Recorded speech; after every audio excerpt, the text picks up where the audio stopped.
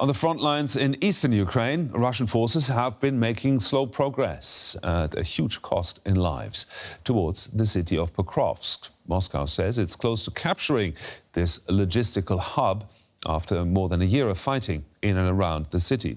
Ukraine's army says they're still holding fast despite constant Russian assaults.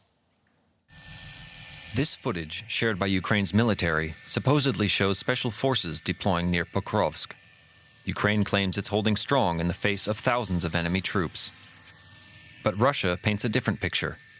It says it's close to capturing the city, and that Ukrainian soldiers have begun surrendering.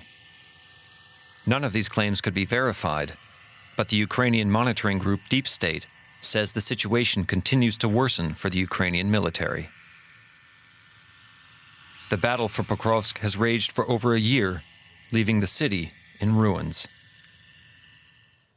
Moscow has made the frontline city a primary objective due to its position at the center of major roads and railways.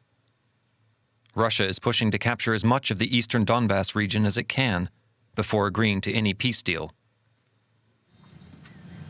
In addition to missiles and drones, Ukraine has been fending off relentless ground attacks from the Russian side. They are sending mainly sabotage units in 3s and 4s, small groups, sometimes even individuals. The biggest problem is that almost all of them are sent in non-stop mode, in an endless wave. They look for opportunities to infiltrate. They are also sometimes dressed as civilians. Ukrainian President Volodymyr Zelensky highlighted the importance of keeping the city out of Russian hands. There were many reports from the military today, details about the front line. Of course, Pokrovsk is first and foremost. We continue to destroy the occupiers, and the most important thing is to stop Russian attacks wherever possible. With 1/5 of the country already under Russian occupation, the fall of Pokrovsk would mark a major blow for Ukraine and give Moscow an opportunity to push the front line even closer to Kyiv.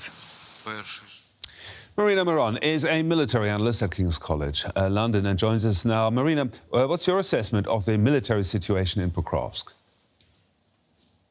Good day, Gerhard. There is a lot of opacity in terms of what is happening in Pokrovsk. You hear Russian sources claiming encirclement, Ukrainian sources are denying encirclement. But if we look at the situation and even what bloggers and military bloggers on both sides agree with, especially the Ukrainian side, is that the situation for the Ukrainian armed forces is increasingly difficult because of all the logistics being cut off. And so the Ukrainian troops are being supplied by drones, both aerial and ground drones, because the situation is very dangerous. And if you cannot supply the troops or evacuate casualties, then it's like a ticking time bomb.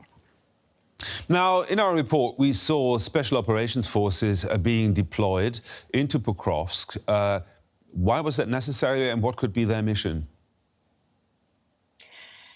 Well, it seems like from what we have seen is that there are several Black Hawk helicopters. Some videos show 2 Black Hawk helicopters, which would mean about 22 persons, elite units led by General Kirill Budanov of the Ukrainian military intelligence, HUR.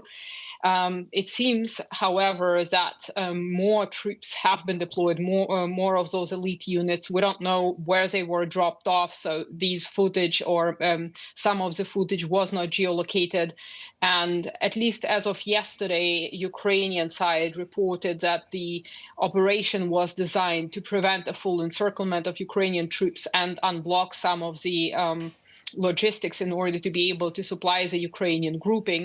That being said, there is a lot of opacity, so it's not clear. Certainly, it had a huge media impact, and specifically for General Budanov himself, who claimed to be on the ground in Pokrovsk.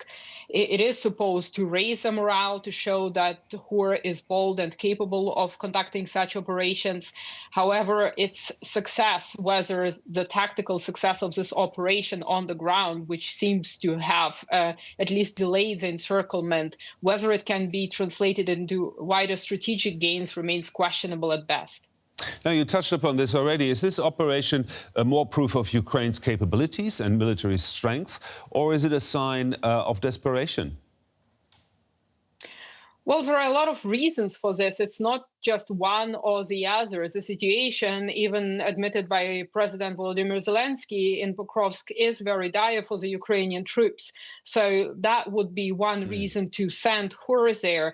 Then there is also internal struggle within Ukraine, for instance, between the SBU and horse. So it has also that component where General Budanov, who seems to have been sidelined somewhat inside of the establishment, wants to present himself as somebody capable, and his people of conducting such high-risk operations. And indeed, it has been confirmed that one of the landings failed and the troops were attacked by Russian drones, FPV drones, and eliminated. So it was a high-risk operation.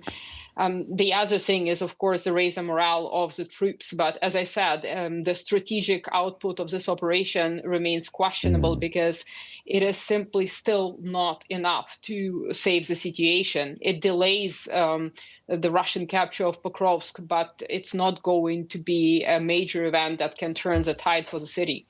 Now, Pokrovsk has withstood more than a year of heavy fighting. It's now mostly a deserted wasteland. What remains there that's still worth defending? Briefly, if you can. It's a logistical hub. So aside from its economic value to the Ukrainian economy, coal mining for steel production, it's a railway and a motorway hub. And so it's one of the fortifications of the Ukrainian forces called as a fortress belt. And if Ukraine loses Pokrovsk, the Russians will be able to advance to the east of the Donbas. So it will make it easier for the Russians to capture the Donbas and achieve one of their aims of the so-called special military operation. The military analyst, Marina Miron there. Thank you very much, Marina. Thank you for having me.